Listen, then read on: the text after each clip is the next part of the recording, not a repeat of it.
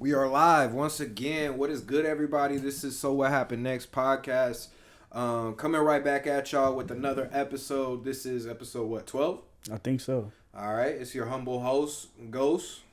Reggie the King. And yeah, we're back for another episode of some topics, some news. It looks like we got, I don't know if everybody watched the Diddy documentary. We have some news about Dog Pound, Snoop Dogg. Daz. 50 Cent has some stuff to say. Yeah, it's a lot of stuff. Oh, yeah. Netflix and Spotify.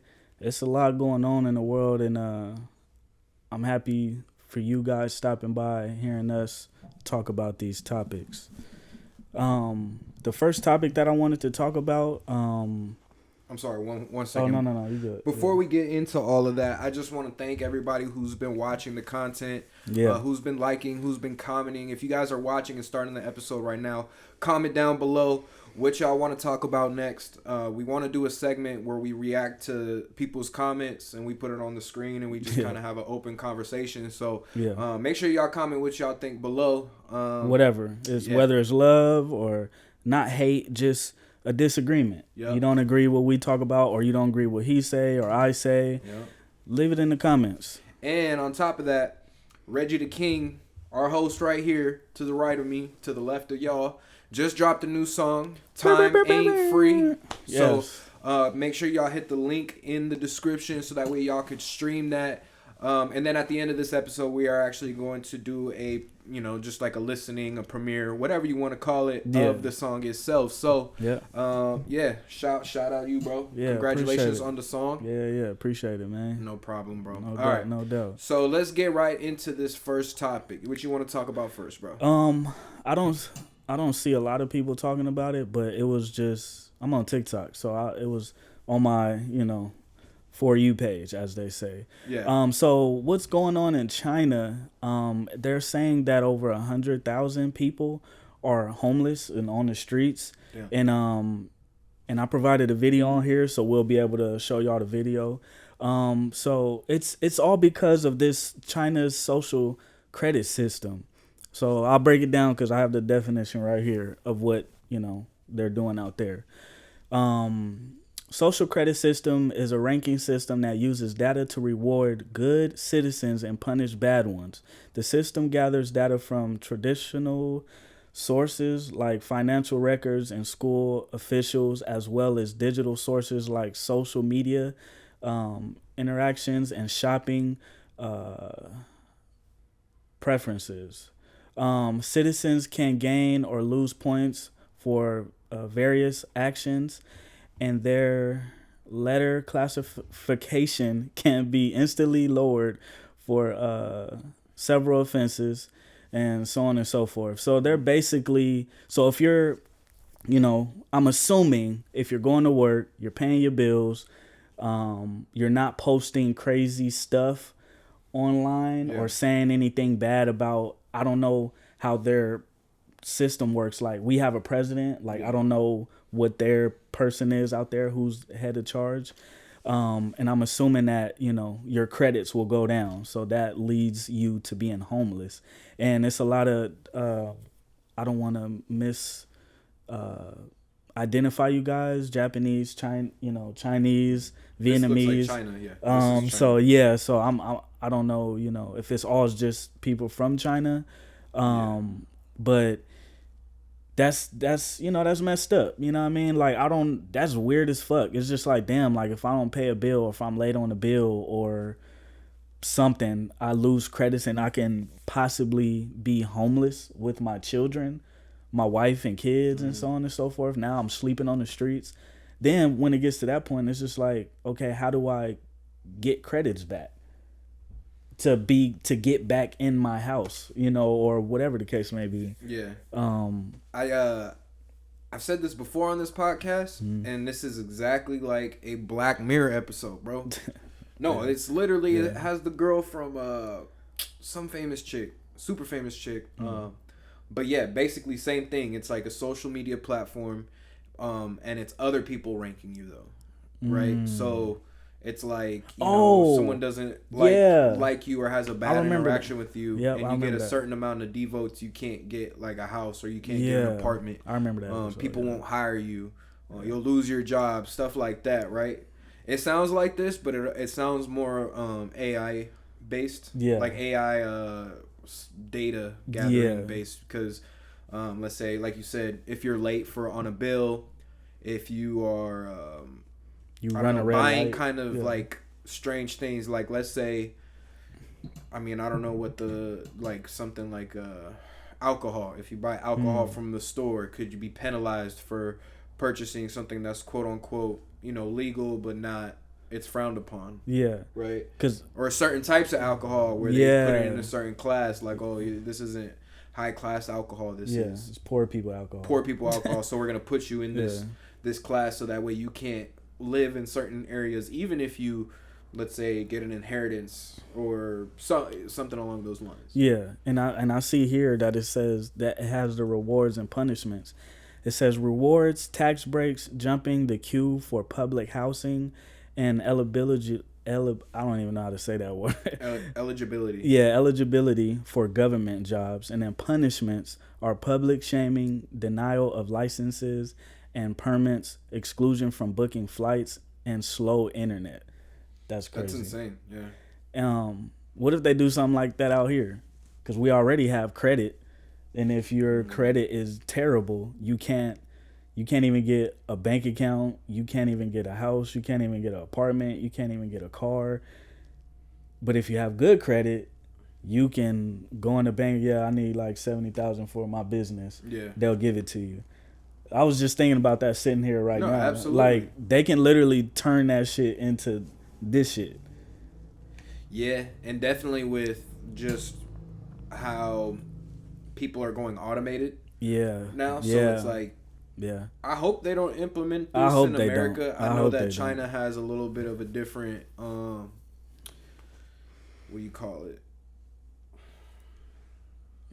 Program or something like that. It's more of like a dictatorship that they got going on over there. So, you know, you also got to be aware of that. Is like, it's another way that they can be controlled as people by the government. So it's definitely very wrong. You know what I'm saying?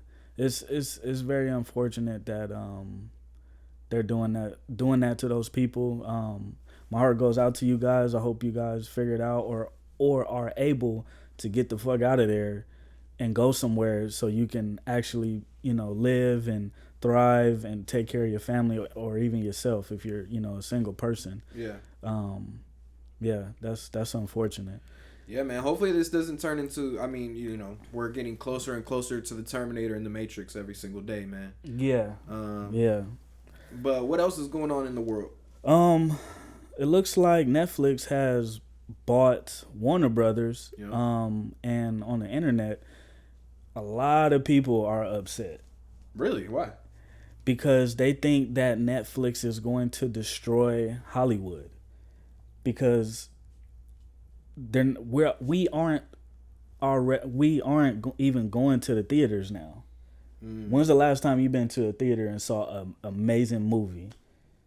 I mean, I've seen pretty good movies in recent years, but there's been a lot of bad movies for sure. So I'm a movie person, but I was just astounded by just seeing the backlash that they were getting. Like, this was a really big deal for a lot of people, and I guess the big wigs over there in Hollywood are really pissed about this.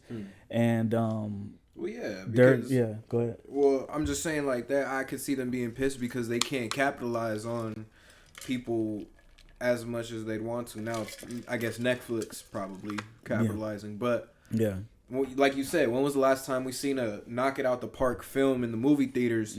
But we see dope content on Netflix all the time. I mean, if you know what's going on with Netflix, you got Stranger Things that just came out. You got the Diddy documentary, which we'll talk about in a little bit. You have the Vince Staples show. You have all kinds of like Netflix originals. A whole bunch of anime stuff on there too. Yeah, man. And then they got a cartoon section for the kids. They got games on there now that you can play. Yeah. So I think what's at play right now, I think all of the entertainment industry in a whole, I think they're just trying to shrink everything, and buy all of their competition to be like, yo, it's only 3 fucking places now. Yeah. You can go to Netflix, Paramount. I don't know if they're gonna get bought out or something. Paramount too. They're making big moves. Amazon Prime. So it might be the big 3, right? Disney Plus. Yeah, but who's gonna be the Kendrick of that? You know what I'm saying? And I think Netflix might be the Kendrick of that because they like, look, we going for Warner Brothers, and Warner Brothers is a huge entity. Mm-hmm. They have a lot of stuff over there. So yeah. Shout out to Netflix. I mean, I think it's a good thing for the future of entertainment because at the end of the day, man, like Hollywood, we've seen so many stories of Hollywood being corrupt.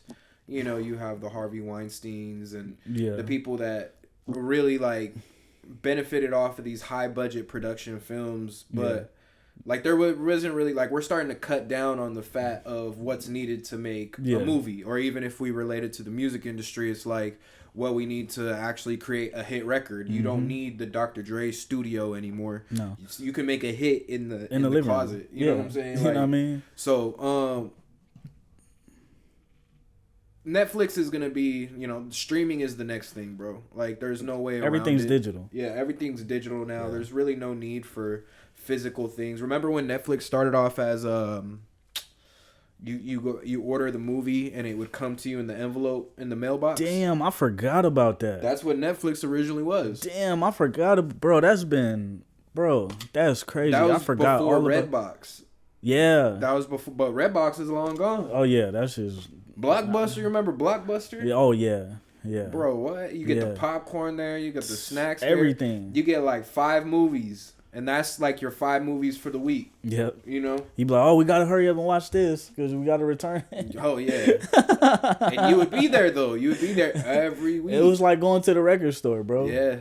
Yeah, it really was. The good old days, Good old days, man. It's crazy we're seeing all these industries getting wiped out by streaming and automation. And I mean, shit. Even the music industry, they're, buying AI artists and shit. You know what I mean? Do you think Netflix will start streaming AI generated content? Hell yeah. Like animated series and stuff? Yes. Yeah. I guarantee you they will. Once it gets good enough? Yeah. And we won't be able to see the difference? No. Do you think they're already using AI? I was wondering that when I was watching Stranger Things. I was like, I wonder if they're using AI in some of these shots. Yeah. Because it would be so easy to do it and just be like, we paid for that. Like, we generated that, with art wise. But I think movies and shows like that use hella like shit like that. Like I'm pretty sure y'all are familiar with Stranger Things and all the graphics and how all that shit looks, the green screens. I think somebody's gonna be brave enough to really try and be like, I want to shoot an official AI movie. Like, do you see that happening in the next 5 years or sooner than that? Probably sooner than that. Sooner than that? I think somebody big time, maybe like Will Smith or somebody. Like Timberland, how Timberland's trying to introduce. Yeah. I think Will Smith or somebody of his stature might do it. That's crazy. Yeah. It's crazy, the way people are trying to steal other people's ideas and stuff like that and put them out there and claim it as their own. And that's something that Snoop was trying to do with Daz and Corrupt. Oh, man. That's crazy that... okay, so we're transitioning into a new topic where... And I seen this, and this low-key broke my heart, man. It was Snoop and Daz are beefing. Cousins. They're cousins and they're beefing, bro. Online. Like, of course, people have their problems when, behind closed doors, right? Yeah. But it was just really sad to see because I feel like once you go online about it, especially like people like Snoop, It's a or wrap. like Daz, It's a wrap. it's a wrap. It's a wrap. Daz dropped a diss song. Oh, I didn't know he dropped the diss. I seen some diss. I seen a diss song on YouTube from Daz on Daz's YouTube page. Wow. But do you want to bring up what we seen on the like the Daz Dillinger Instagram? Hold on. Let me see if I can find it. I think I saved it. And just some background for y'all. Y'all don't know this. Daz is one of the biggest contributors to that Death Row era. Yeah. He made Serial Killer on Doggy Style. Mm-hmm. He made I Got My Mind Made Up on All Eyes on Me. He produced, I think, a good amount. Ambitions of a Writer. Yeah. Yeah. If it's not that one, it's another legendary one. But Daz was there, and he was producing and writing and making hits. Yeah. He wasn't just like, oh, Snoop's my cousin, I'm just gonna milk anything. Like, nah, he was really putting in that work. Yeah, they were really putting in work. So I found a video. What's up, y'all? Wake and Bake. Hey, this is the origin of the story. E1 was Koch. Remember this. Do your search. Koch turns into E1. Bad business. They had to change the name. E1 turns into Monarch. Bad business. So over those years, Suge Knight had a deal with Alan Grunblack, which ran E1, which ran Koch, which ran Monarch, to take everyone's music.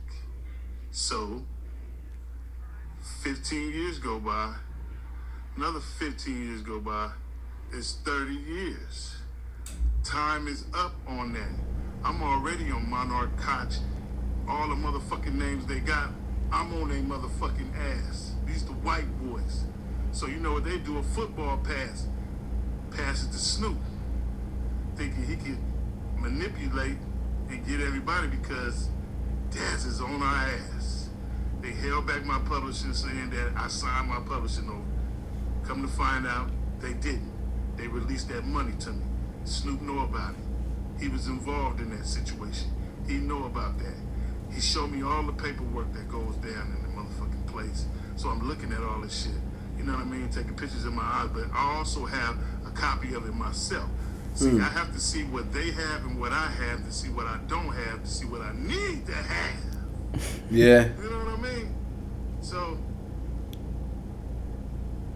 it's a fucked up situation, man. You know what I'm saying? Because you got a lot of people that were stealing, and you know what I mean? Dr. Dre got his shit, but there's no paperwork on the Chronic album. On the Chronic album. There's no paperwork on the Chronic album. That's crazy. You know what I mean? So he just sold it. I was figuring out myself, how in the fuck Dr. Dre got 200 million? And he only got 2 albums. You know, the mother was gonna count, but he only got 2 albums, the Chronic and the Chronic 2001. So he sold this one. As you can see, our name and everything is off the motherfucking albums and shit like that.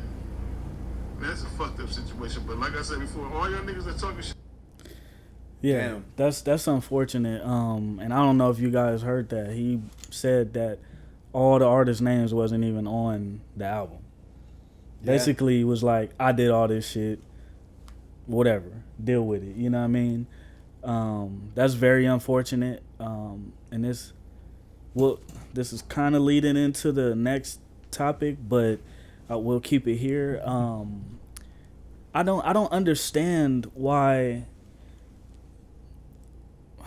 black moguls of Diddy or Dre or whatever, Snoop, whoever, like, why do you guys? And I don't know you guys. I don't see no paperwork or whatever. But if it's true, like, why do you guys do bad business? Like, why can't we just do clean business? Everybody can get rich, take care of their families, so on and so forth, and just keep passing it down. Like, what is the deal with people doing bad deals with people they grew up with, was in the mud with, sleeping on the studio floor? Like, y'all was really putting in work trying to create one of the greatest albums ever created. And then now it's cousins. Y'all got cousins beefing, beefing online. Like it just that shit always just fathoms me. Like damn. Like why can't we just do good business and keep that? I don't. That's one thing I'll never ever understand, man. I think with that, so he's upset that he trademarked the logos and he went behind his back for the master for the like the ownership of the songs. Yeah. And he was saying like there's no contracts behind like some of the greatest albums like The Chronic. We got to remember what time this was too, like early 90s. Early 90s. They were on top of their shit though. It's not like they were like Pee-wee company. It was they were making millions of dollars, hundreds of millions of dollars. And there's that rumor out there that Tupac died with $7,000 in his bank account. Yeah. And we hear it too, like even past the death row era, you hear about it with like Diddy. Yeah. You hear about it with like Lil Wayne and Birdman, where it's like, he didn't have that much money, but they gave him everything. Like, here's a car and here's chains and here's we set you up with this and that. So he don't really need them to spend money except for like clothes. You know what I'm saying? But everybody buying him food and all this shit. But you're not really understanding what you're supposed to be making off of your IP or intellectual property. Yeah. I like, bro, that shit is weird to me, bro. It's just like, why can't we just do good business, bro? Like, why does everybody have to have a motive? Change the contract so they can fit better for your company, so I can give you less money. It's just like, bro, like, what is the deal with this shit? Like, this is just crazy to me, bro. It's really sad, man. I think there's also the two sides of the story, right? I think that Daz is upset. Yeah. I think Snoop wasn't really. I think Snoop knew that he potentially could have had an issue with this whenever the deal with the new Death Row started going on. Yeah. And like with now that they're, because I think that Snoop is planning on selling it potentially to a bigger company. That's what I heard too. And I think that's another reason why Daz is upset. You sell the old music and then you start creating new music under your new Death Row stuff, and but now you own the masters to it. But you could sell something that is valuable, like all that catalog, right? I think Dre. I don't know if Dre took his catalog, but I would assume though. I would assume so. I just like, I don't want to write off Snoop. Yeah. Because Snoop went and did everything else. Like, I don't think Snoop is worried about the music. No. And owning like the Death Row masters. Like, he's not really eating off of that. Because I'm pretty sure that's like maybe 5%. 5%. Now 5% he's doing of his commercials income. Here, he has his Snoop Dogg page here. He has these brand deals here. He's really making the money with that shit. And he's about to do the Olympics again. Yeah, so it's like, for real, and he just does all kinds of. We always say it, like, Snoop is like the king of just like whatever he does, whatever. Yeah, he does everything. Snoop is in everything now. He's like Kevin Hart and Shaq, because Shaq is everywhere. Yeah. Shaq is everywhere. Yeah, for sure. So maybe that, but potentially that's why Daz might be mad. Maybe, but I don't want to write off Daz either, because I don't want us to be like, oh, Daz don't got no money, and he's doing this because he needs money. Yeah, but. People are going to say that. Oh, yeah. But it's like, as a person that maybe isn't getting paid out for those ownerships, it's like, bro, I really did put in work in these albums. Yeah, and you know that. And like, you're already making bread off of this. Why are you trying to make the bread off of this? Well, let us eat too. Yeah. Like, I'm not Snoop Dogg. I don't make all these brand deals. I don't know Martha Stewart. Exactly. I don't know all these people. I don't have commercials with St. Ives. I'm Daz. I was cripped out. I was loped out. Like, way harder than you. You know what I'm saying? Yeah. Respectfully, because I'm still low key pushing the shit that I'm pushing. You know, it's not. I didn't clean up for media. Yeah. And I think that's like, it's the A and B side to the coin. Like, okay, that's what they're saying. You didn't level up, so why is it my duty to make sure you get paid off of that? But as a cousin, you should be like, come on, dog. Like, make sure your cousin eats. Yeah, and like, to each his own. But if me and my cousin or whoever, me and you, we start this fucking company or record label or whatever the hell we doing, and this shit make 100, 200 fucking million, and I go off to do some astronomical shit to make $500-700 million, I'm gonna be like, look, bro, you can have the company name. I can help. I'll still help you out if you want me to, do something with the business, help you with the business, or help take the business to another company to give you a bag. Like, I'm gonna do that. That's how I would do shit, and I know that's easier said than done. Yeah, because for some people, after the $200-500 million are on the table, you start to see people start moving different and respectfully. Like, hey, look, if you was a part of something that was legendary and made millions, hundreds of millions of dollars, you should want to be able to be a part of that when someone's ready to cash out. But like you said, bad business, and was it on Daz to not be on top of his shit like that until he realized it? Is it? But it's also your cousin. But you can't. I mean, respectfully, you can't trust family all the time. No, and is it kind of like the Hove and Dame shit? Like Dame still had the 25% or whatever like that. And then Dame was considered broke, to normal people, trying to hold on to that, and people wanted to buy it and stuff like that. And it's just like I don't know how much everybody was getting paid when Dog Pound was on their run, and then obviously NWA and all that shit. It's just like, okay, I think some people feel like, okay, you was around all of that shit and you was getting paid. Why you didn't say your money? I think that's might be how Snoop might be looking at it. He was like, nigga, you was around. You was getting paid however much. Why you didn't stack up your money? I mean, it's kind of like the Odell shit. You know what I mean? Like all the money management shit. It's just like, I don't know.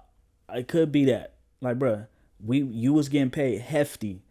Why you didn't stack your money or try to brand off or do something? It's not my fault that you're not in my position or in a better position that you think you should be, or you shouldn't have signed a contract, or you shouldn't done this, shouldn't done that type shit. Who say she say shit. It does feed into the narrative that people put out there about Snoop Dogg being, doing kind of snakish type stuff. I've been hearing that for years too.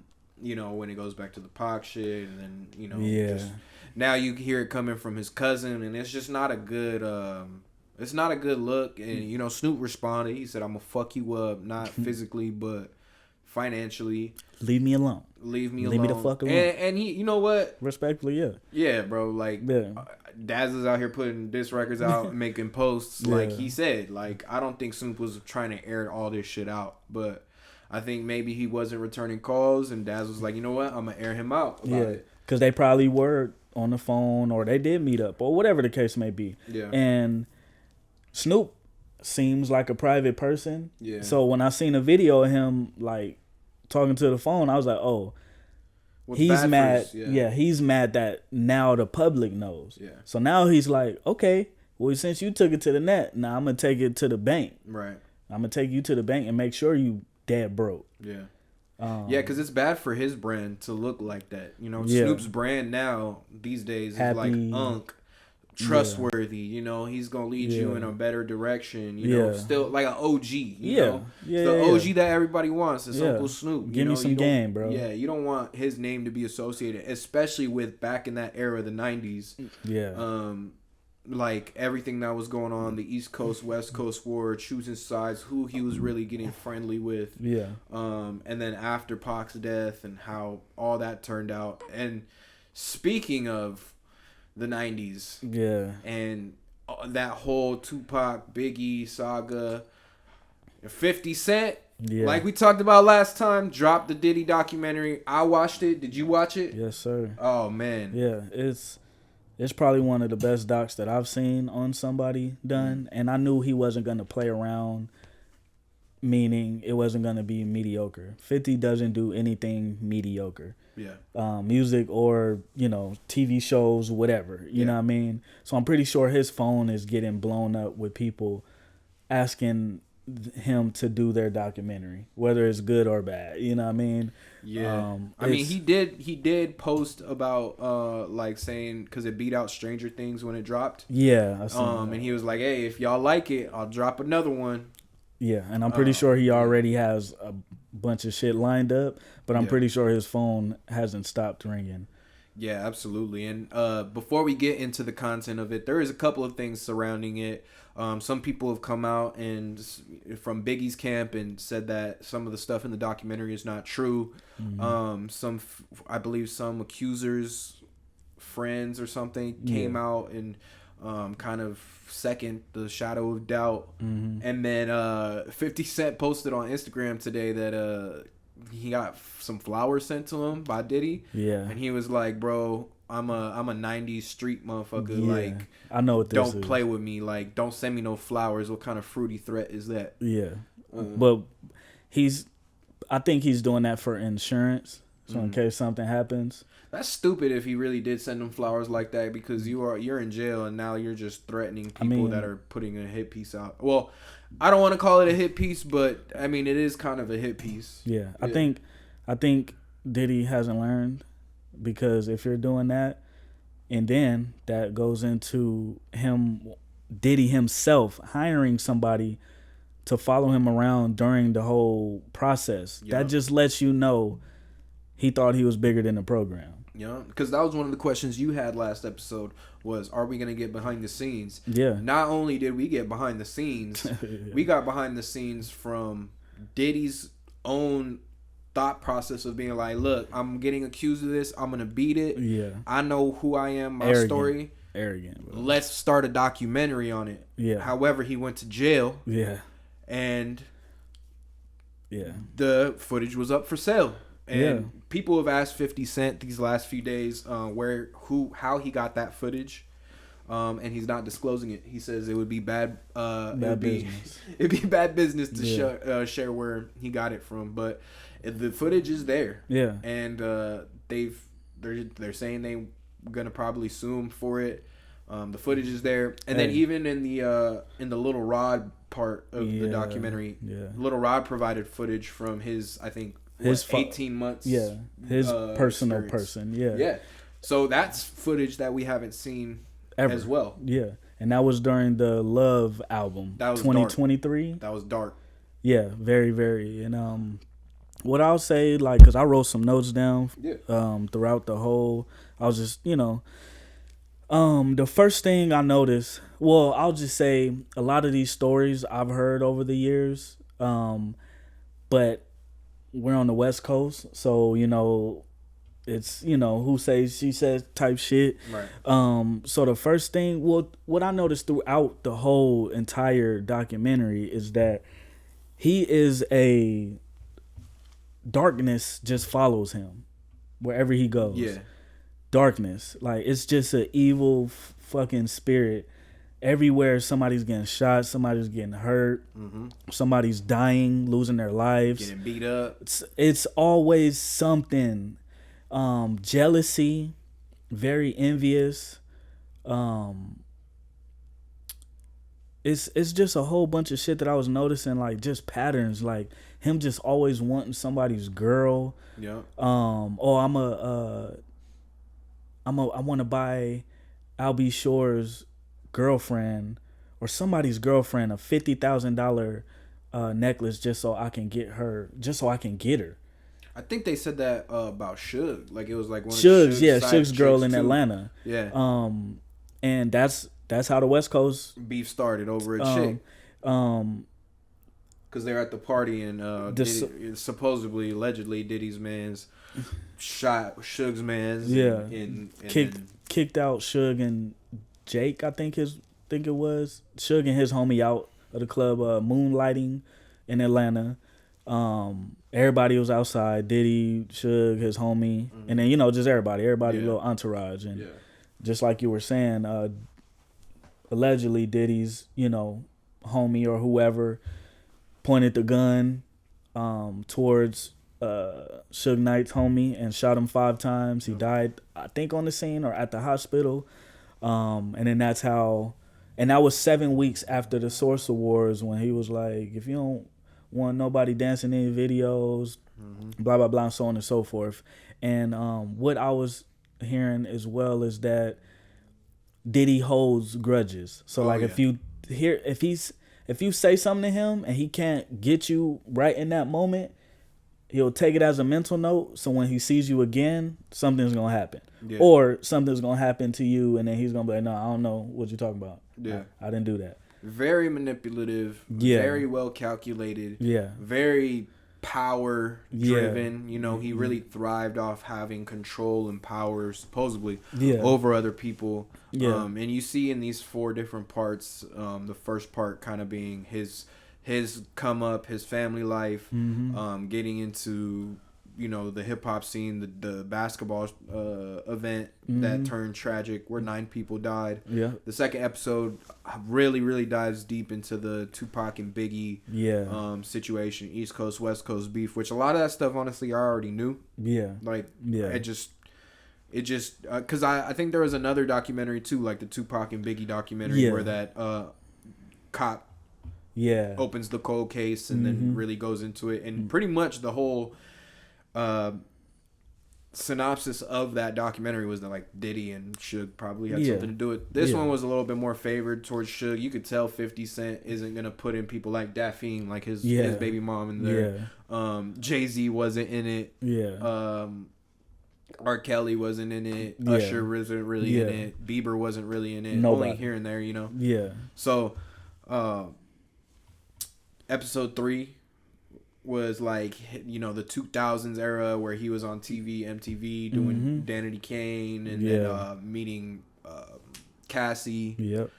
His relationship with Kim Porter. You know, and like you said, bro, everyone's dying, everyone's getting beat up, getting sent to jail. Shine getting sent to jail, you know, after he supposedly shot somebody in the face at the club. Yeah. And then the final episode is the Little Rod situation. Yeah. And everything leading up to his arrest. And I mean, it doesn't make Diddy look good at all. No, I don't. No. I mean, it really made me like, damn, I really don't like this guy. Yeah. You know, cause like what I'll say, like just personally, I always my gut is never wrong when I don't like somebody. No, you good. Yeah, my gut is never wrong when I don't like somebody. I just always felt, and this was before I heard the news about, you know, how Diddy came into the industry with the, you know, the basketball shit with Heavy D and, you know, all of that shit. And I was just like, damn, there's something about this guy. Like, his energy feels off to me. And long and behold, all this shit he was doing, you know, how he grew up. They said his dad was one of them guys back then. And his dad was connected, you know, with some Southside Crips. So that's where, you know, how that connection led to the Vegas thing, how Pac got killed. Yeah. The $1 million that wasn't fully paid because Suge Knight survived and Pac passed away. Yeah. And it was just disgusting to hear Keefe D. I forgot how he said it, but he was just like, were you sad, you know, that Pac got killed? No, we was laughing like a motherfucker. We went out and drunk. We got high, and I was just like, God damn, bro, like, it's a cold, you gotta remember, it's a bro, cold game. That was gangbanging, though. Like, no, I know, but God damn. I mean, for real, I mean, I feel like it's a little bit crazier now. Oh, yeah. You know, it's for sure now. Yeah. But no, it was just like, damn. Like, obviously, I know you didn't care for the guy, because obviously him and his boys jumped your homie and all of that shit. But, like, yeah, that shit is different. Did you understand the part about Biggie? Like, why Biggie might have been killed? Yeah. In my opinion, because like the way they were talking about it, I was just like, damn, why didn't Biggie just be like, man, fuck you, I'm still going to the UK. Fuck, I don't want to be here. I told you I don't want to be here. especially after all the Pac shit. And I'm gone. I'm leaving. He would have just been mad at me. But obviously, Diddy had his motive on what he wanted done, and it obviously was done. And here we are. Do you know what that could have stemmed from though? Him wanting Biggie to stay there. No, I think the actual execution of the plan, supposed plan of the murder of Biggie. I think it's because, I think they said it in the doc, but I don't remember. But I think it was because Biggie his mind was opening up, and he wanted to restructure his deal or get out of his deal and do something on his own, because he was just like, all right, I did everything with you. So now I think he felt like his time was up, and he was just like, all right, I want to do my own shit now. Yeah. And they said it in the doc. I can't remember the dude with the dreads who helped Diddy start Bad Boys. The co-founder. He was saying that he was setting up the UK, the UK thing. He was gonna be the first Bad Boy artist to go to the UK, and rapper, really. Yeah. And and he worked on it for months and months. And Biggie was like, yo, Diddy, he's tripping, man. He want me to stay here. I don't, like I was saying, I want to go. I don't want to stay here type shit. And he was also saying that that the Life After Death wasn't even the title of the album. Yeah, that was crazy. So that let me know this is a sick motherfucker, boy. Sick. What I got from it, I don't truly believe. And it's the same thing with the Suge Knight theory with Pop. Yeah. I don't truly believe that they were so like, oh, he's gonna go sign to another label and get bigger and leave me behind. It's time to kill him. Yeah, I don't necessarily believe that. But does that mean he didn't do it? No. What I think happened was, I don't think the Keefe D, the guy who's on trial right now for the murder of Tupac, that's the case is currently pending. He referred to the job of Suge and Pac and said that Puff offered $1 million. Yeah. Supposedly, only $500,000 was transferred through. I forgot the guy's name, but the New York cat's name. Yeah. Because he had a relationship with the Crips. Yeah. And supposedly Zip, his name was Zip. Yeah, Zip. Supposedly Puff gave him $500,000 to pay off Keefe D and Orlando Brown. But supposedly no one ever got that $500,000. Zip died of cancer. Orlando Brown died in '98. So they didn't have. Pretty much they were upset not getting paid for the full amount. Yeah. For the hit of Tupac, and they felt like it was significant enough. Yeah. So, in return, we're taking one of you. So it's either you or Biggie. Damn. And I think Puff was scared, and he was like, all right, we'll get Biggie. And leading up to it, he was like, all right, I'll give y'all the opportunity. All right, I can make more money off of him if he dies under Bad Boy. That is fucking But good. I didn't even think about y'all gotta get him, and we'll do the sickest part about that was I'm Going Back to Cali. The song I'm Going Back to Cali. Yeah. That being an interlude on Life After Death, and Puff gets on the phone, is like, yo, we're going to Cali. Like, it's like, I don't believe in coincidences anymore. And there's just too many fucking coincidences, bro. But that is insane, bro. I didn't even put all that shit together. I wouldn't be surprised, bro. That is fucking insane. But I wouldn't be surprised if his sentence gets extended because of the Keefe D trial. I hope it do. Next year. I hope it do. I think we got some bigger stuff that's going to get uncovered. And I'm sorry, go ahead. And then, bro, this nigga... Oh my gosh, bro! One of the co-founders, I don't know if you remember his name, the one with the dreads. This dude said after he died, he restructured his deal so that the money can go to Bad Boy, and then made Biggie pay for his own fucking funeral, bro. That, and then he took the cover of Time, or the Man of the, whatever it was, the Rolling Stone. Rolling Stone, yeah, the cover of it from him. No, I need had that the because album. I'm dropping the album. Right. Like, that shit is crazy bro, to me. Dog, like, that is the sickest shit. And there's people out here still gonna defend this nigga. You know what I noticed wasn't in the, and I hate to bring this up, but I just wanted to just put this out there. There was nothing brought up about his involvement on Victory Lap.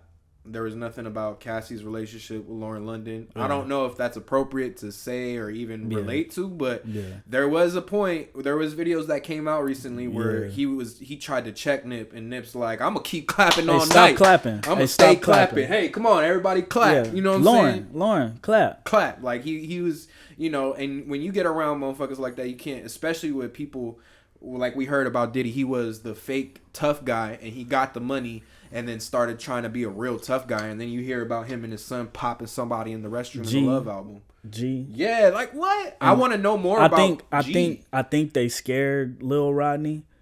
Because I know... Oh, his name was G. I don't know his full name. Nigga, you know his fucking name. You know what the fuck You're in the studio with one of the greatest, you know... I mean, he's really... Yeah. But anyways, I think they scared the shit out of him, and that was, nigga, you say something, don't say anybody was shot in here, and all of a sudden the whole story changed. Oh, somebody was shot outside. Yeah. Here's my thing, right? As a grown ass man, I had a few problems with what people are alleging, because like the documentary isn't necessarily just all downing Diddy. There's really bad shit in there that looks really bad, but there's a lot of like highlighting his hustle and like how he really came up. Yeah. The two people, right? The co-founder and Lil Rod. Okay, as a grown ass man, bro, what they said was he was sexually assaulting them. Both of them. Lil Rod said he woke up and he felt sore and all this shit, crazy. Yeah. And then the co-founder, you know, said he was getting at the very end. He was like, yeah, he was sexually assaulting me and shit. But I stayed because I didn't want to give up what I have to build. Yeah. Bro. Yeah. What you have to give up to have to build, never in my life. If I even imagine somebody, I'm tripping on y'all, bro. There's probably like 3 other things in life to me. Like my mom, my dad, my kid, my little brother and sister. My manhood, bro. I don't give a fuck if it's $100-200 million. I'm about to be broke, bro. I'm about to go to jail because I'm finna down your ass if I ever wake up sore. I'm not staying around for nothing trying to get the money, bro. I'm fucking you up. I'm blowing your head off, bro. That's crazy. You got me fucked up. Yeah, nah. You got me fucked up. No grown ass man is gonna put me in that situation. I'm shooting you, bro. I'm retaliating. They're gonna put me in jail. They'll probably death sentence me. But I'll sit there and be like, bro, you finna be right up there with Biggie and Pac, nigga. You respectfully. Finna, yeah, on God. No, he ain't going up there. He going down there. You feel me? So allegedly, because of this documentary. But yeah, that was my problem with it, bro. Like, I don't know if it's a money grab type situation with them two. Like, it felt like because I think Lil Rodney was trying to keep it like fair because he was just because he's scared as shit. Yeah, man. Like, bro. Like the first, like my thing, bro, I'm so in tune with what's going on. I don't give a fuck who I'm around. Yeah. If I'm lit, drunk, and I feel funny, I'm like, bro, I done drunk Jack Daniels 1 billion fucking times. Why do I feel like this? I drunk this shit 1 million times. That would be my first question. I've been drugged before. And then, I've been drugged, but like not like the whole Diddy situation. Yeah. Like I've gotten hit like by a bartender and shit, and they tried to scam me or some shit. But it's a weird feeling. But what I'm saying is, sometimes there's some situations you can't control. No. What you can control, and I think this is what one of the jurors said about the Cassie situation. Of course, there's certain shit that you can't control. Yeah. But if this shit is happening repeatedly, and the only reason you're sticking around is because you are getting the lifestyle that other people would die for. Is that what Young Thug was talking about? What was Young Thug talking about, bro? Did a lot of shit to live this lifestyle. Like, what type of shit, man? Like, come on, bro. Like, that's the thing. You know what I mean? Like, it's did a lot of shit to live that lifestyle. It's crazy, bro. Like, people will literally. This is what they say: selling your soul. Selling your soul just so you can be like, I worked on an album with Diddy, but my ass hurts. Yeah, some nights I'll wake up next to a girl, and then the last one I woke up to Diddy. I don't, bro. If I was single, and I'm partying, we lit, we on the yacht, and then I pass out, and another nigga is laying next to me, and I'm just like, fuck. No, he's not getting out the bed, bro. He's dying, bro, right there. Hey, I'm waking you up, nigga. And he on some funny, I'm beating the dog shit out of you. I might just grab that pillow and just put him out his misery, bro, and just let it be that, and be like, bro, I don't know what happened. But on you God, ran, and there ain't nobody else in here but you. On God, he's going away. I'm gonna be like, bro, I don't know what happened. His ass dead, bro. I found him dead. Yeah. Like, you know, if I'm not mad enough, if I have the weird, like after that situation, I'm gonna be so emotional. I'm gonna want to blow his shit off to make it as motherfucking as violent as possible. But if I have the wherewithal, okay, I'll just smother you with a pillow and be like, bro, I don't know what the fuck happened. Bro, we bro was just lit. died. Yeah, bro just died. And I bro, think he OD'd or something. And right? the amount of drugs they was taking, bro. Crazy. Pink, purple. pink shit. I didn't even know bro, they had so many cocaine. Like, what? I thought cocaine was just only white. I thought it was only white girls. Yeah. No, they had purple girl, they had red girl, they had green girl. Oh, motherfuckers, bro. Them niggas in there. Zans, Molly. How do you even get to? Is that shit dyed? I want some pink shit. I don't even know. And then the baby oil. Oh. Yeah, they were lacing the baby oil. We all know. Why are you keeping your baby oil in plastic bags? Or if it's not like a drug in it or some shit, and you then, know. And then the sex worker dude, they were doing that for 8 years. Hey, dog, I got a question. Why you keeping my semen in the cup? Yeah. Oh no, it's cool, bro. I just like to see it's not cool. It's not cool, bro. Cool. That's weird as fuck. Yeah. That's weird as fuck, bro. Oh, I like to. I don't even. But TMI, bro. I don't even want to talk about that. Look. There's so many people that witnessed this shit that that didn't say anything for the longest time, and they still not saying. And I get it. Like it's a thing right now, but you know when the sharks smell blood in the water, the sharks are gonna come eat. And it's gonna be hard to disprove it if you have a history of beating women, raping people since the 1980s, since the 90s, bro. And then like you know the Tupac and Biggie shit doesn't help. This does a really good job of making people not like you. Yeah. And then it's gonna extend the story, bro. I promise you. Like I think that Tupac Biggie connection. This nigga robbed us of 2 of the greatest artists, bro. And he fucking sucks at making music. He can't dance, and he dances the whole fucking documentary. The little Rodney shit. He was saying Diddy himself said it took me 7 months to write this fucking song. Bro. That's what I'm saying. Jealousy. He was jealous of Pac, jealous of Biggie, jealous of all these artists because they can just sit down, listen to a beat, and get right to it. Him, it's just la la la la la all in his head. He can't fucking come up with nothing. Yeah. So he's like, I gotta take these dudes out, and that's what he said to Kevy D. I gotta take this guy out. All right, well we'll do it for $1 million. You know what I mean? It's just crazy. Dude is nasty, and there's people still to this day.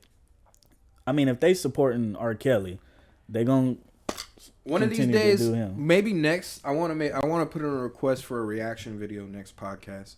I really want to react with context to this Diddy documentary, to the Vibe Tupac interview. I don't know if you ever seen it, that like quote unquote unreleased one, where he's talking about the East Coast West Coast beef, why he was so mad, how he was gonna let it go, but everyone was saying, you in jail getting R-worded, and you know you did this to this person. It's just like a whole setup to break down his character, and that's why he did All Eyes on Me, and partnered up with Death Row. I think this documentary does a great job of adding context to that. We didn't really get in depth of what Tupac meant by that shit, but if you, bro, I'm such a Tupac fan, bro. Like All Eyes on Me, Me Against the World, Machiavelli. Dude was top to bottom, bro. Like I even after I watched the Diddy shit, I went back and watched like Tupac just performing, and like his music videos. I'm like, bro, like we were robbed, dog, of like this dude was so fly, bruh. Not even just the style, just with the music tip and the knowledge and how he think and how he process shit. It's just like, dog, like I think he was a perfect person. Let's get. I'm gonna break off into a conspiracy real quick, and then we can move to the next one. I think Diddy was a perfect person. You know how they say the East Coast West Coast beef was started by the quote unquote hip hop police. Yeah. How many times did Diddy get off? Pause. Yeah. How many times did Diddy evade prosecution from the law? Yeah. Bunch of times, obviously. Like, how does somebody like that keep maneuvering through this, and then you obviously have police on payroll. They say he could be a plant. Diddy could be a plant. He's been around for so long. I mean, just look how he came in. He Andre Harrell said Diddy moved in my house before me. Bro. Like, dude was he just seemed like that annoying kid that just won't just stop being annoying. Yeah. He barged his way into Andre Harrell's office, then with the other white guy, I can't remember his name, another music big time person. Yeah. He just, the way he moved is just, he was a scary wannabe gangster dude with a whole bunch of money. Yeah. Man, we'll see what's more to come. Yeah. But speaking of a wannabe gangster dude, I want to talk about Adam 22. Yeah. And then not a wannabe gangster, but Blueface himself, and then the Lane the Plug situation. Yeah. I feel like I be saying some shit sometimes, and then on the last podcast, and then during the week, it comes right up in our faces, right? Are you a prophet, man? I don't know. I'm not no prophet, man, but I just be seeing shit, and like, I'm low-key starting to see rollouts, right? Like, think about how we just started talking about the game and, like, his little antics. Yeah. And then now he has an album out. Yeah. And now, we'll get into it in a little bit, but now he's dissing people. Adam and his wife, Lana the Plug. Lana the Plug is a porn star, if you guys don't know. It looks like Blueface, the rapper. It looks like he was offering her up to Blueface or something like that, man. Yeah. And he's the Instagram video is insane. She's talking about he's gonna sit in the corner in a chair and watch. I said the word last podcast. It's the C word. Yeah. You know what I'm saying? The cuckold, whatever you call it, bro. Yeah. And it's like crazy. An exact reference to it. What, I don't know, man. What do you think about this shit? It's weird, bro. Like, I don't know if I said it last pod, but it's just legalized pimping, bro.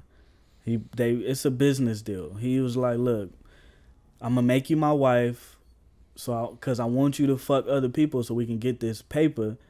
But if I don't make you my wife, it's going to look like we're prostituting. And I'm your pimp. I mean, you know what I mean? So I think that's what it is. Like, he's just like, I'm going to make you my wife so it can be legal.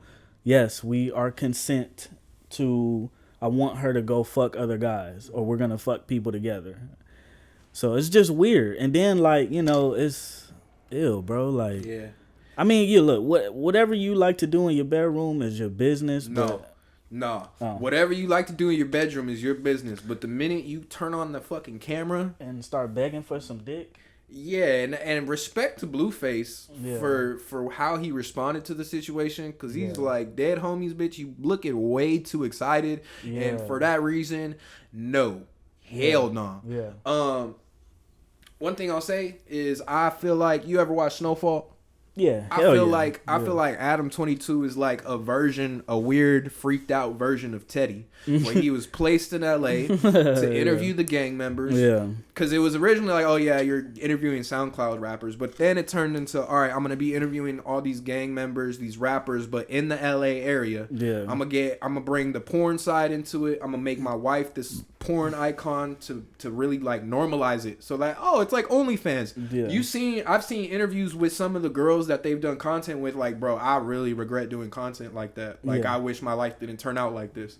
And it's like, like one of those fucking, slimy fucking record execs. Like, I'm gonna I'm gonna change your life. Yeah. You're gonna be a star. Yeah. One thing, like the documentary you said, they're gonna offer you fame, but not fortune. Yeah. You know what I'm saying? And that's the thing people are caught up on. Like, this is the era we're in. Like, these people, like we were talking about, like shitty deals. People don't care about how bad the shitty deal is. They just want followers, likes, comments. They want to look like they're rich. And Pusha said it on the album, like, you niggas millionaires on TV. That's it. You millionaires on TV and a freaking phone screen, but in real life, nigga, you struggling, you living with your mama, sleeping on the couch. Yeah. Like, you fucked up out here. Yeah. People really just want to look like they popping online, and that shit is crazy. I think people want to look like, and this is even deeper, I think people want to look like they're happy online. Oh, yeah. But they're really not. Like, you can see in the video, like, yeah, it's kind of like a trolly, like, oh, ha-ha video. Yeah. But I could really see deep down in this motherfucker's soul, while his wife is talking about smashing Blueface on camera. Yeah. Like, this man is broken inside. Yeah. Like, I don't know if he has a soul or not, and he might have sold his soul to the devil. You know, his name, his full legal name is something Adam Mason. Grand Mason. Yeah. That shit just bugs the fuck out of me. Yeah. But whatever, you know, and then he's always like on the atheist shit and devil worship shit. He has the devil tattoos and shit. Then his wife does the porn. But like, bro, you are gonna he's trying to freak out this generation and desensitize us and make it like a porn podcast, West Coast gangbang type thing. And it's like, bro, this ain't West Coast Productions 1990. You know what I'm saying? Yeah. Like some freaked out shit, bro. Like, we need to start moving better. Yeah, this and this generation is just horny and freaky, bro. Like even like one of Kai Cenat's up, you know, person he reached down and brought up, like, he got banned off of Twitch. Just he a little freaky dude. Like, it's just all these freaky, bro. I get on Twitter, it's just porn on fucking Twitter. Like, bro, I can't even scroll down and like just see somebody drawing some art or something like that. It's always fucking porn. I'm like, dog, like, what happened? Like, what happened to the internet, bro? Like, but I think it's always been that, because I mean, when you watch, like, we talked about earlier, Making the Band, it was you're the looker, you're the this, you're the that, and there's the actual agenda of him just trying to smack them down. Yeah, you know what I'm saying? And be with this girl, be with this girl. So I think one of the oldest marketing sayings is sex sells. You know, so it continues. I mean, look at all the women rappers. Half of them are fucking naked. Yeah. The singers half naked. Yeah. Go on Instagram. Every goddamn girl you fucking see is naked. Yeah. Yeah. So, like, I don't know. I really don't like that guy. You know I don't even, like, when he first started the No Jumper shit, I was like, damn, this is dope. He's putting people on. Yeah. You know what I mean? But now it's just some super he had a whole agenda. Yeah. He knew what he was doing. For sure. Yeah. Shout out Fig Community World. Shout out T-Rail. He be dissing the shit out of it. Shout out 80. Shout out Pun. Yeah. Shout out Brown Bag. Yeah. Them two. House Phone. All them dudes, man. People making real content. Bro. Yeah, for sure. Yeah. All right. What else you want to get into on the music side? I just wanted to talk about this for a quick second. Kentrell, young boy, he was posting some crazy tweets. 3 that I seen, and then he posted this wrestler. Yeah. He's a WWE wrestler, Chris Bennett. Chris Bennett, for people who don't know, killed his wife and son. Oh my God. And then he hung himself. And so I was concerned. I was like, why is young boy posting Chris Bennett on his story? That's weird. But from the tweets, it says, I promise to show up for you, though. You're going to be happy. Slime City. My life, literally perfect. I'm just not happy. It's me. I want to drop the album, then DIE, you'll never find another. And then that's when he posted that picture on Instagram. Yeah. So I don't know what's going on with young boy. He's always said a couple things in his songs. Like, I know it's, you know, I guess growing up in those certain areas, you just see a lot of people dying, murder everywhere. So like your brain is just consumed with death, you know, and then, you know, you put it in the music, you're saying stuff. And it's just sad to see. He's a young dude, 26. So, you know, I think he is 25 or something. 27. Yeah. I think he just, you know, hopefully, you know, the Slime City people don't flame me up, but I think he just need to see a therapist, like talk to somebody. Cause that's crazy. Like, bro, you want, like, regardless of your music content, like, you one of the greats for this, you know, the next generation. Like we were talking about probably like a couple pods ago with you and Rod Wave being, you know, the big two right now. I don't know who big three is or the other person is, but I hope you find peace, bro. Like you say it a lot in your songs, like you're sad, you're depressed and stuff like that. Yeah. I mean, keep putting it in music if that helps. You know what I mean? Talk to your wife, your kids, or just stay around your family, bro. Like, I hope you're well. You know what I mean? We don't gotta stay on this topic. I just wanted to talk about that for a little bit. No, I'll say a couple things on it. Is yeah, like you said, I hope he gets well, gets better. Yeah. Also, just realize NBA YoungBoy, Mr. Gravedigger. You have literally an entire generation looking up to you. Yeah. And I understand. I can say I can empathize with the fact that a lot of people that live in the hood, a lot of times that they are suicidal. A lot of people that get into these violent situations where they quote unquote crash out, they are suicidal people, and that's why they're so willing to crash out. Yeah. And take somebody else's life or put themselves and their friends in a situation where someone could lose their life, you know, and life is, you know, there's some people who are real fucking serial killers, and then some people out there are just like suicidal, crash out ready mode. And it reflects in the music and your story. It's understandable that you could feel that way in some ways. I think it's interesting that you've been under Birdman for a while and you starting to feel this way. I feel like maybe Lil Wayne was a certain way when he was under Birdman for a minute, whatever. That's that connection. But you have an entire generation, and I really hope that you take responsibility for them. I know it's a big ask, but showing them that you're going to start getting these younger kids that are going to start emulating you, unfortunately. And I know you're not saying like, oh, go kill yourself, but in a way, you know, they're going to connect with that way and think, oh, that's the way out. Yeah. You know, that's the way out for someone like me, because I relate so much to YoungBoy. Yeah, I'm from the same hood or whoever, you know. Yeah. I'm going through the same situation and stuff like that, and it's unfortunate, bro. Like, you know. People are in sorry not to cut you off. No, you're good. But people are in way worse situations than you. Yeah. You know, with no money. You have your mom, you have your kids, you have people around you, you have money, you have these houses, you're not in jail. You got people that lost their mom, their dad, their brother, their sister that are in jail, no money. Yeah. Life is real fucking hard. Yeah. You know, you want to uplift people that are really going through it. Yeah. And not tell them, hey, this is the way out. Yeah. And don't post pictures of that wrestler, because when some people, like, you know, they'll go Google that and they'll be like, okay, what is he saying? Is he gonna harm his family, or is he gonna kill himself? Yeah. And, you know, and leave the money to his family? Like, but I hope, you know, I hope you're okay. I hope you was just having just a minor episode and you're good now.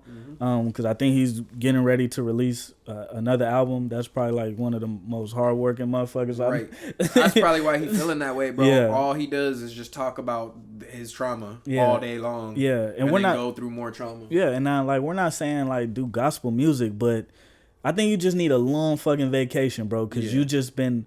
You hopped out of jail. Yeah, and you got right to it. Yeah, house arrest, and then you know it was like right to it, and now you're nonstop. You're around all these people that you probably don't want to be around. You're probably in meetings that you don't want to do. You're taking phone calls that you don't want to take. Go to the Bahamas, bro. Yeah, bro.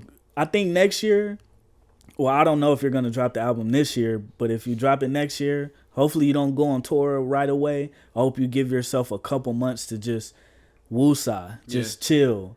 Like, go rent out a beach or something, or, you know what I'm saying, and just bring your whole family and just detox, bro. I think this might be a little too much to ask for. I know, yeah. No, what I'm about to say, but I think this might be a little too much to ask for, but I really do hope with with him, like, really dominating the game, the rap game this year, I kind of hope Kendrick Lamar reaches out to him and talks to him, and hopefully YoungBoy is open to that. I've heard YoungBoy diss Drake. I've heard YoungBoy diss J. Cole. I've never heard him diss Kendrick. Well, he said in an old interview that he likes Kendrick. Yeah, so, and I could see it. I mean, if Kendrick did an album with Kodak, I'm not saying he got to do an album with YoungBoy, but just having a conversation and maybe just opening the conversation. Yeah. Hey, you know, the whole idea of Mr. Morale and the Big Steppers was therapy. You know, maybe that's somebody that has had that level of success and seen it multiple times over, and like just giving him those tips. And I know you can't save everybody, but I think that would be interesting. And I think that would be cool. Yeah, I wouldn't mind. I mean, obviously, I wouldn't mind because I love Kendrick, and I like YoungBoy. I like his music. I get it. I understand it. Somebody else that I like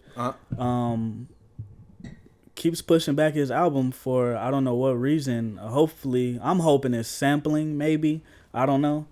Like he can't clear anything. I'm talking about Roddy Ricch. It was supposed to drop today, but for some reason it didn't drop. He took the pre-save link, out of his bio, and I think you should just not say anything and just drop the shit next year, bro. Yeah, I'm pretty disappointed that Roddy Ricch album didn't drop. But I don't feel like there's any lead singles that's making any buzz to really get us excited. Because he dropped 2 already. Yeah. And there's sad songs. Yeah. And I think maybe his label or himself was like, damn, I'm not liking the reaction I'm getting maybe. Yeah. It's tough when you have such a big breakout. Yeah.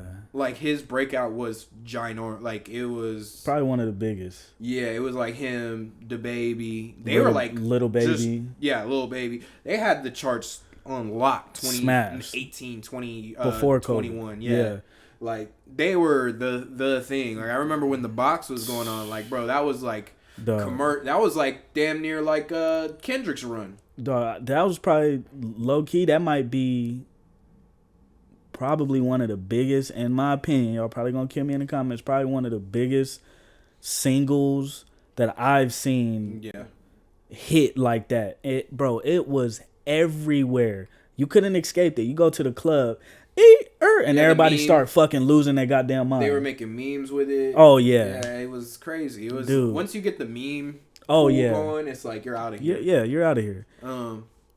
So I mean, I hope I just don't think he has put out like a record that's really connected with the audience yet, and I think that's why they keep pushing it back. Yeah. Because they're probably debating like, no, I want to drop this one, and they're like, no, you should drop this one. So it's probably that too. Probably just dispute. Yeah, because they probably think highly of him still. Mm-hmm. Like, bro, you're still Roddy Ricch at the end of the day. I don't care I don't care if anybody's saying you fell off, you're trash, but I love your music, bro. Yeah. And I said it again, like in the other pod, like, bro, you are an amazing artist, and I hope you're not second guessing yourself. And go sign with fucking Kendrick, bro, so you can, you know what I mean, just drop it. Like, who knows? Like, hopefully he comes out and says like what the fuck's going on. But it's just disappointing because I really wanted to listen to the album and hear what you've been up to these past couple of years. I mean, shit, we're gonna be going on almost 7 years since he dropped that breakout, and it's crazy how fast time goes by and you realize like, damn, like he has dropped a couple albums. There's nothing as big as what he done before, but he's still a great artist. I still want to see music from him. But are you waiting on the Kendrick verse? Is that why you keep pushing it back? I don't know, man. What else is going on, man? I want to see Roddy Ricch album, but if he's not gonna put it out, he's not gonna put it out. Yeah. What else is going on in the world? I don't even know if you can play that video. Oh, but Drake is dropping new music. He leaked the Iceman snippet. Yeah. It sounded like you know what it sounded like to me? No, leave me. How does it sounded like that Kanye song that Can You Feel It? Oh, yeah. Doom, doom, with the Tiana Taylor video and shit. Yeah, it feel like Fade. Yeah. I love it. I want it.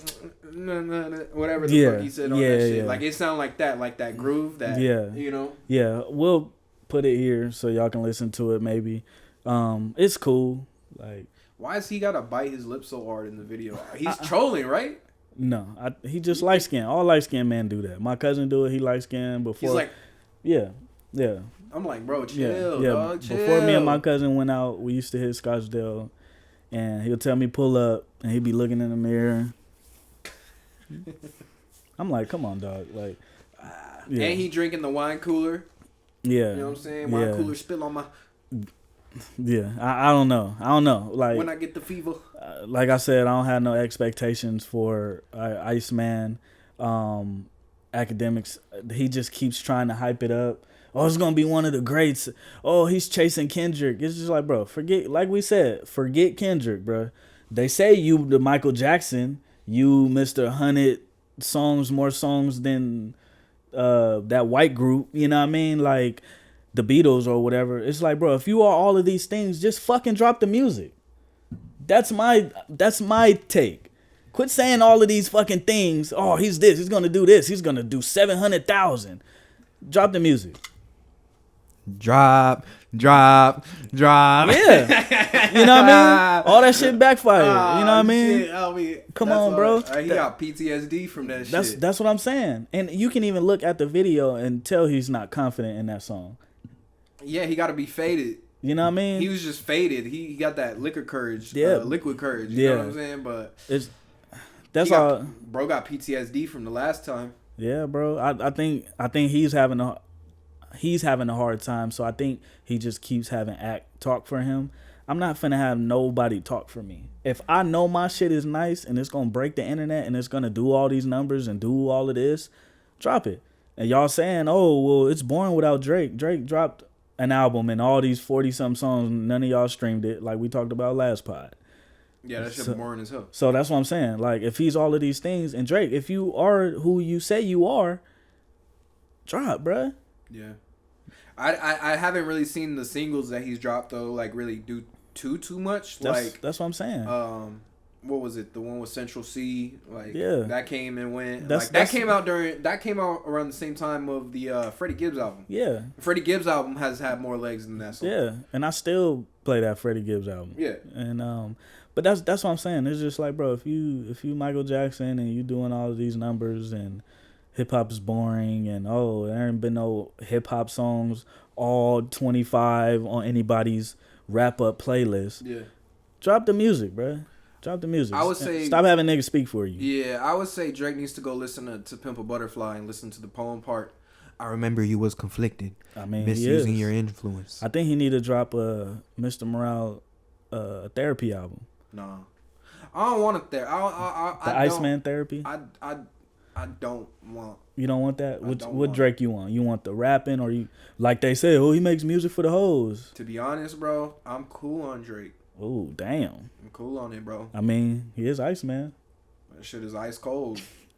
Like, that shit is not. Damn. I'm not like, I'm not like, damn, bro. Like, I don't. Like how it used to be? Yeah, I'm not like, damn, bro. When Drake drop, it's going to be exciting. Yeah. This shit going to fuck the game up. Like, I already know it's going to happen. He going to have some sneak disses. He going to we know that. All extra hard and do the camera shit. He might do some corny shit here. Yeah. Do a corny video here. People cause some controversy. You know, throw little sneak disses. Yeah. Completely avoid the elephant in the room. Yeah, just dance around it. Yeah, it's like I'm not really like. It's like, are you gonna come? Pause. Yes. Are you gonna be direct, or are you gonna just dance around? You know, dance around this subject. I'm telling you, bro, he has PTSD. The last time he was direct, that shit fucked up his whole circadian rhythm. And I think, in my opinion, he shouldn't. Because it's like, you know, Kendrick's not going to double back and murder you again. Because Kendrick's like, bro, I'm already moved on. Like, I'm finishing the last leg of my tour. Don't get the game fucked up, bro. I think that if he says some shit again, he might get smacked again. I think Kendrick already has shit in the vote. Oh, yeah. He's just waiting to go on YouTube and press upload. Yeah, don't do it, bro. Yeah. Don't do it. Don't do it. Please don't do it. Yeah, bro. Yeah. It's a crazy game, and he ran the game for a long time, but I'm just not excited, bro. I'm not like, I don't like the, you know, patois shit. I don't like that shit is corny. That shit always been corny to me. Like the accent shit. All like, that shit. It's just not my type of music. You know what I'm saying? Like, he's trying to, and maybe I'm not his demographic. Maybe he wants to make music for the hoes. Like, that's completely fine with me. But I have not heard one hoe, one female, one girl, one woman be like, bro, this next Drake shit, Iceman, I'm waiting for it. I know what it's called. Like they'll be like, no, like they'll just like wait till Drake drop, and then he'll drop, and they'll put some songs in the stories, and then they'll move on with their fucking life. nothing monumental. The only hoe I know that is excited about Iceman is DJ Ack. No, I'm just playing. No. His number one stand. Yeah. Yeah. What else is happening, bro? We have so much going on right now. Yeah. Spotify or major record labels have been pressuring Spotify and Apple and other music streaming platforms to increase their fees, arguing prices have lagged inflation and subscriptions remain cheap compared to video services such as Netflix. Again, everybody is mad at Netflix. And that's crazy. Record labels. Yeah. Record labels are calling, yo, raise y'all motherfucking prices. Like, bro, what is going on with the digital world right now? It's the same reason why Jay-Z is making the distribution platforms. He realized the money is not in the streaming services like Spotify, Apple Music. They're keeping all their money, but it's really not that much. No. You know, they're keeping as much as they can, giving the artists pennies on the dollar. Yeah, which they've been doing since the 80s, 70s. So Jay-Z's like, no, I'm not gonna play this streaming platform game. I'm gonna play the distributor game. Yep. So now this all 5 streaming platforms per song, per album, per artist pay me. Yeah, directly. Yeah. You know what I'm saying? Like, no, hell no. Ho made billions, Jay made billions, whatever how you said it. That's another B. Yeah, it's crazy. I don't know. It's all these companies are in panic mode. Yeah. I think they're pushing these companies because the artists that they sign their numbers aren't hitting. No. They're not cashing out. Everybody's in the red probably right now. 1 million views is like 4 bands or something crazy like that. Like, you got to really put that into a million. A million people saw this. Probably 10,000 people liked it. Or, 5,000 disliked it, bruh. 1 million back in the day would make you a multi-millionaire. Especially on World Star. Even before that. Oh, if you sold 1 million records. Oh, yeah. It's $10 a record. Yeah. You know what I'm saying? If you get 1 million streams, you get some money. But now it's more accessible. It's not like you got to be a major artist to sell 1 million, you know what I'm saying? Because back then, they were like... Nelly going diamond back then, where you had to go and get the CDs. 50 Cent, I think he said he sold like 15 million first week or something. That just lets I'm you like, know. God damn, 15? Yeah. 15 million people went into Radio Shack or whatever and was like, I need that 50 Cent album. Yep. That is crazy, bro. 15, bro. But then they had the same thing back in the day where the label would buy 1 million albums. Yeah. And they would match you or some shit like that. You know what I'm saying? So, it's devaluing the music. Yeah. Kind of how we talked about streaming. How much would you pay for Apple Music or like whatever you stream? What do you stream on? I'm on Apple. Apple? Yeah. All right. Imagine Apple trying to charge you $30 a month. Oh, nah. 20? 20, yeah, I can do that. Okay. 30. 30 is crazy. Okay. Cause it's so that way the artist can eat a little bit better. Yeah. Well, yeah. It depends on the artist. Because there's some niggas I don't like. So you ain't getting my money, nigga. You ain't getting my money on. Let's connect this though. Ready? Are you ready for the connection? Yeah. Oh fuck! I just made the connection. No. Check this out. So, the record labels are in trouble. So much trouble that they're telling the main sources of their promotion, streaming, all that shit. Hey, y'all need to raise the prices. We're starving. Our artists are starving. Nobody's making no fucking money in music no more. Starving artists. How do we get up out of this? Nipsey Hussle. And then you got Burna Boy talking about, I don't need y'all as fans. You broke motherfuckers. You broke motherfuckers. All right, bet. Your only stream now, you're not making no music off of money off of streams. Nope.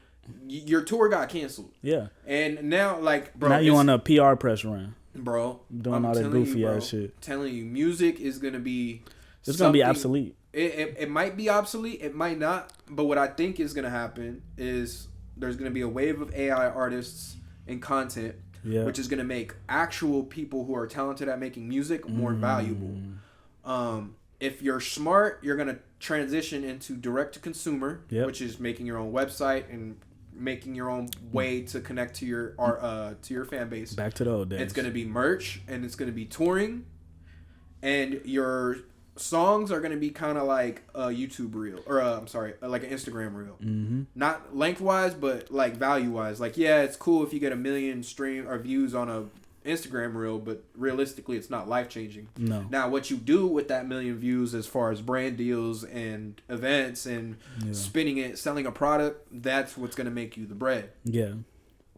All these artists, like you said, with the title shit, I don't want to fucking do all that shit. Yeah. I just want to take the shortcut. Yep. All right. Well, guess what, guys?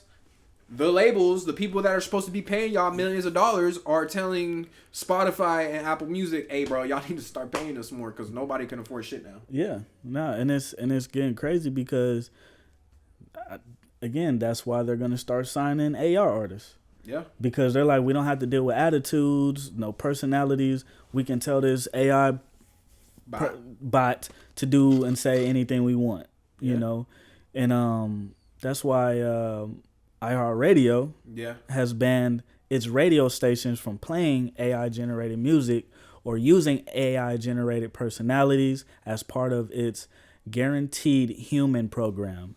And shout out to iHeartRadio for doing that, because that probably could have meant Breakfast Club could have been over.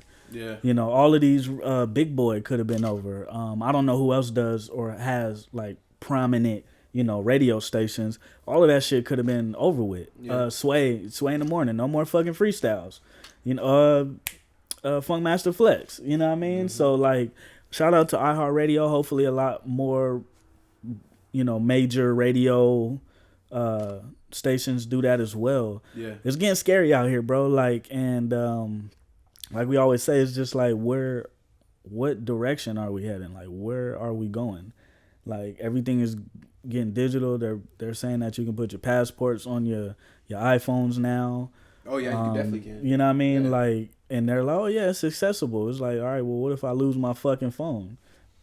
You know what I mean? Yeah. Like, you know, I don't have the physical thing no more. You know, so yeah, it's crazy where the streaming, like we've been talking about streaming this whole, you know, time, with Netflix and the radio stations now, Apple and the labels, you know, it's just like, bro, it's so much beef and so much shit going on. Yeah. I hope you guys are paying attention, and if you're an artist like myself, you know, trying to figure out where and who your audience is and how to maximize that to the full potential, because it's going to get to a point where, just like you were saying, artists who do have like Currency,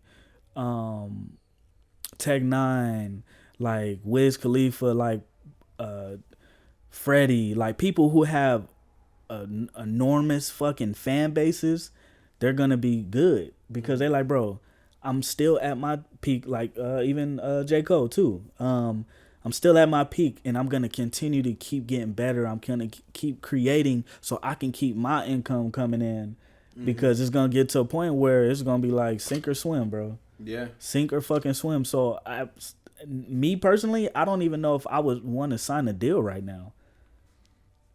You should not sign a deal right now. You know what I mean? Honest. Because it's just like, it's too much information out. I'm not signing no deal for $1 million or $110 million, because it's like, okay, yes, I'm popping because of this one song, and then all of this shit is going on. Do you really think I'm gonna recoup all that fucking money when all of this streaming stuff is going on in the world right now? Yeah. It's like, how am I gonna pay you guys back? Like, we're not in the early 2000s, late 2000s. Like, nobody is going to the store no more. Like, if you're not doing gimmicks and not doing goofy ass shit online, nobody is going to go stream your music. Yeah. You know what I mean? It's definitely gonna be a shift. Like, you know, it's happening for sure. The human artist, the actual organic content is gonna gain more value. Yeah. But like with everything else, it has to fall before it rises again. Yeah. So we're gonna see it's gonna get rough in the music industry. Yeah. But that's why the like opportunities like this, you know, where people can actually share their opinion about content, music that comes out, you know, shenanigans that happen in the news or whatever. But this is really where media is going. We have the opportunity to make TV shows from home. Yeah. You know, we have YouTube now. Yeah. I think as people right now, as upcoming artists, perfect opportunity. Yeah. Because now you don't got to go chill with Diddy to get a record deal. Now you don't got to go chill with Birdman to get a record deal. Yeah. Now you don't got to go and, you know, do all this crazy paperwork, and now your cousin is saying he's stealing the logo here and doing all this shit. Like, bro, we have it's like a gold rush right now for artists. It's just, what do you do with it? Yeah. Attention is a currency. Yeah. Don't fall into the clout trap. Nope. But creatives create, put that shit out, and care about it. Yeah. And that's what I was, you know, like, just care about it. And show people that you care about it. Because if you don't care about it, they're not going to care about it. Nope. I always think about the Tyler, the Creator interview where he's like, I see people, like, post their song one time. And then they'll just... And they leave it. It's like, no, you should... I don't care if it's 10 years away. You should be posting that shit every day. Yeah. You know, if that's the newest thing you have. Yeah. Post it every day. Exactly. Be proud of that art. Yeah. Because guess what? Now we're in a world where AI is taking over and people can make any kind of art, but you are somebody that is an actual creative, somebody that's able to... Took time to do the shit. You are an alchemist, bro. You can actually create noises and frequencies that connect with other people in ways that resonate. When we talk about Tupac, when we talk about Biggie, you know, we there's things on those Tupac albums that to this day will still give people goosebumps. Yeah. To this day will have a conversation going. Think about this whole Diddy documentary that's going on. The fact that Tupac has Diddy in a tutu on the back of the Don Illuminati album says so much about how he was 30 years ahead. Yeah. Yeah. And that's where real art lies. And I'm gonna be one of those people that is championing real art until the day that I die. Period. Me too. Facts. Yeah. I see people using AI, and you know what? To each their own. Yeah. Respectfully, don't ask me to collaborate with no AI shit. It is insulting as an artist because I've put 10 plus years into this. Yeah. And you want to take 5 seconds. You want to take 5 seconds to create a song that's respectfully probably 10 times better than my song. Yeah. But it's because it's taking elements from Justin Bieber and this person and making it, and you don't have to do any work. Well, I want it to sound like somebody famous. I want a Drake feature. Like it'll go search and then it'll make the whole fucking thing. That's even disrespectful to a Drake. Like Drake put in hella fucking work to get to where he's been. Yeah, all of these artists. You know, and you are just going out on your phone, my bad. Yeah, no, go or whatever. And I want this, and then now you're on SoundCloud with a fake Drake feature, with a fake Kendrick feature, with a fake whoever feature, going viral and shit. Yeah. Yeah, champion the humans, man. Yeah, champion the humans, because we're gonna get close to the Terminator. I don't think in our lifetime we're gonna see like some Terminator shit. But it's all happening, bro. Yeah. With the police surveillance, the rating systems that's going on in China, streaming. You know, Diddy. You know, no, it's gonna get crazy. It's gonna be. And I hope I'm not here to see this shit. Yeah, but. I hope it don't come to humans fighting for human rights.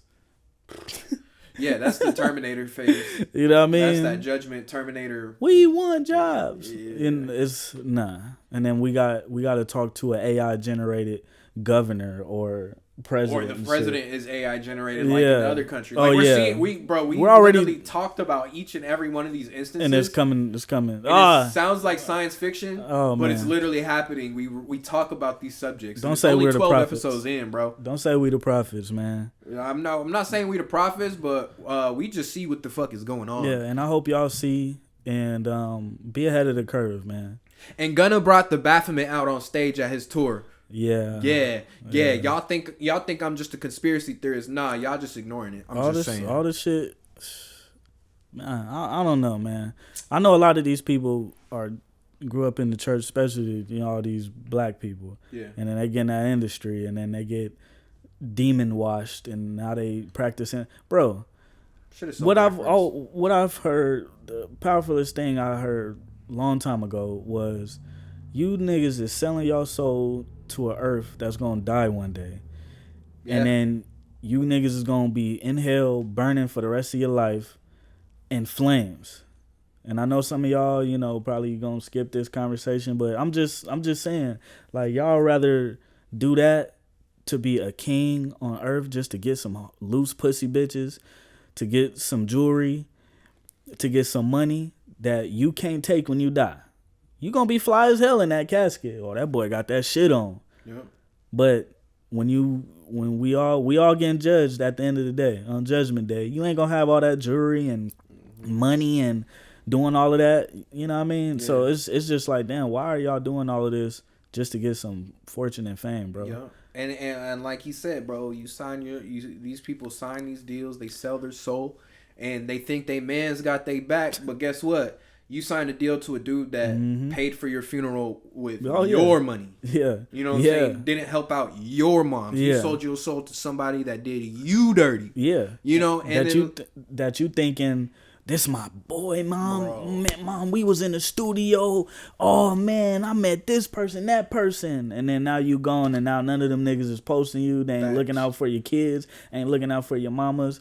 Nobody. Yeah, and it's like, why do we draw the line at, oh, Gunna's a rat? Nobody cares that he brought out the Baphomet on stage. No, but he's a fucking rat. No, he's an artist. You know, it's art. Young Thug went and apologized to the Jews for what? But he's a rat though. Yeah. Nobody cares about what the fuck he talking to them about. Yeah. And what connection is connected to what. Yeah. But he ratted though. Yeah. Like, and even we were talking about, oh, he, you know, did he tell? Yeah. But like, for real, like, everybody be worried about the wrong shit. It's all fucking distractions, bro. And I think, again, I'm gonna keep saying it, I think this is why Kendrick and Cole be gone. They don't be fucking with none of y'all niggas. Yeah. Because when you so immersed in it and you play the game, you end up like NBA Youngboy, and you start having these suicidal thoughts. Or like Lil Rod. Lil Rod. You waking up next to a man and your ass hurt. Hell no. Hell no. Get the chop. Yeah, no. Don't even get the blick. Get the chop. And then stayed too. That's crazy. Man, do you want to talk about anything else? Or you think that's... I think that's all, everything in the world, man. Man, we got so much coming up.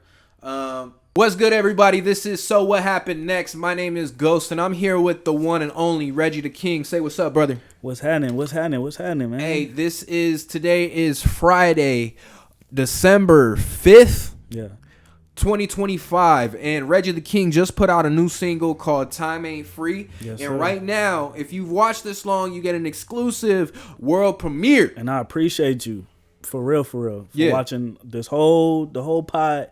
And about to hear the first single off my up-and-coming album, Aspirations 3. This is called Time Ain't Free, and I hope y'all like it, and I hope y'all enjoy it. And it's out everywhere right now. It's on YouTube, Apple, Spotify, and everywhere. Click the link in the description below so that way you can add it to your playlist. For sure. Here we go. Yeah. This shit is beautiful. World premiere. It's Reggie.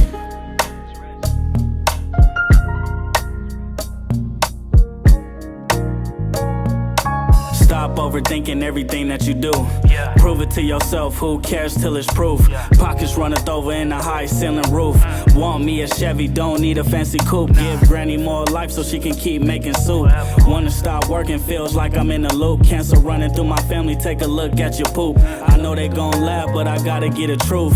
Niggas all addicts with self-medication. None for a feeling, but the problem's still hanging. Living in a circle, wake up, make changes out the way, bread it up if I ever go famous. Underground legend if I ever go nameless. BBL bandits walk around all brainless. Got flaws too, I'm a little more shameless. Lost in the sauce is how you keep sinning. Seeing my mom is how I keep grinning. In the name of Jesus is how I keep winning. If it's my last, I'ma keep on giving. God be the glory, I'ma keep on swimming. Light is in you, stop hanging where it's dark. Hang around people who don't like to play their part. Old heads back in school, not late for you to start. Used to catch the 62, now I gotta push the start.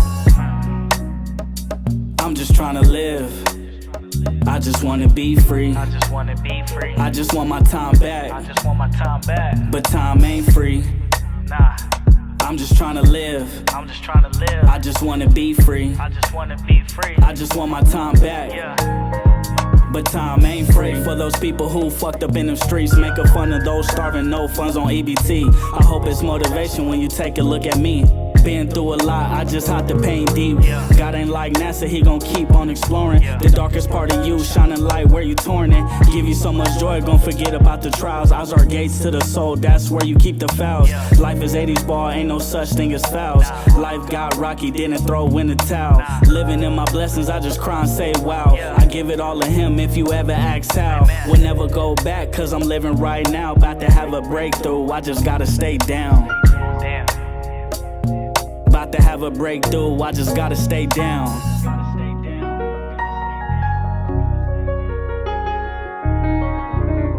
This was a world premiere. Yeah. Reggie the King. If you guys like the song, comment below. Let us know what you think.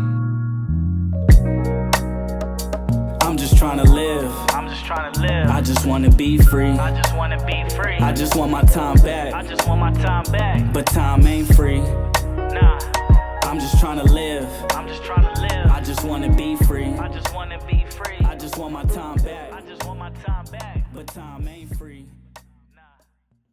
Yeah, man. There it is, man. I hope y'all liked it. Hope y'all love it. I think it was definitely needed because of the times we in. A lot of people, it's holidays. The holidays, people lost parents, sons, daughters, whomever, you know what I mean? And or, they just, holidays weren't really their thing growing up because of how they were treated or something like that. So they just get sad around this time, or it's dark and gloomy, or, you know what I'm saying? It's a lot of stuff goes on around the holidays, and not saying like, oh, I got to make something sad for the holidays, but I just felt like that type of shit was needed. Even when I was like writing it, I was crying, and I was just like, God damn, bro, like this probably like the realest shit I ever wrote. But yeah, like he said, the link gonna be in the description. It's on all platforms, like I said. And yeah, man, I really appreciate it, man. Man. I feel confident about that shit, man. I like the record. I think it's a dope. I think it's interesting to use this as the opening single for the album. But I like, to your point, it connects. It's very thoughtful. It's very relatable. Yeah. And like you said, bro, everybody needs to just appreciate what we have. Yeah. While we have it. Because, holidays, people are gone. We want to spend times. It's a time of remembering the good times when you were younger and Christmas came around and you had everybody there. Yeah. You grow up and not everybody's around anymore. Yeah. It can be a tough time, but this is a good record to be able to ride out to.